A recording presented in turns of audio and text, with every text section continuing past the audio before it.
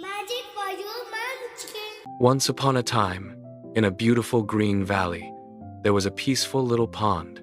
A cheerful little frog named Fippy lived there. Fippy's best friend, Froggy, lived there too. They did everything together. Every morning, the two friends jumped across lily pads, splashed in the water, and played together. They watched butterflies dance above the flowers, and listened to birds singing in the trees. But the seasons began to shift, and the sun became hotter and hotter every day. Day by day, the pond level dropped, leaving behind nothing but cracked.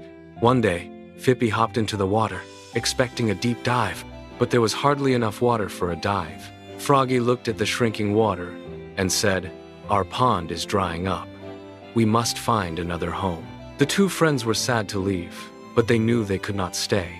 So they began their journey. They started searching everywhere for water and a safe place to live. They climbed over rocks, crossed little hills, and continued walking under the hot summer sun. Soon, they reached a forest but could not find water. The two friends became tired and rested beneath a big tree. After some rest, they began their search. Suddenly, Fippy saw something in the distance. An old well stood hidden among the trees. He jumped on the top of well and looked deep below. He could see dark water. "Water!" Fippy shouted happily. "We found a place to live. Let's jump in." But Froggy stopped him. "Wait, Fippy. Don't jump yet. We need to think first. Look closer." Froggy pointed to the steep. Fippy looked inside. The well was very deep, and its walls were steep and difficult to climb. Froggy asked, "What if the water becomes low?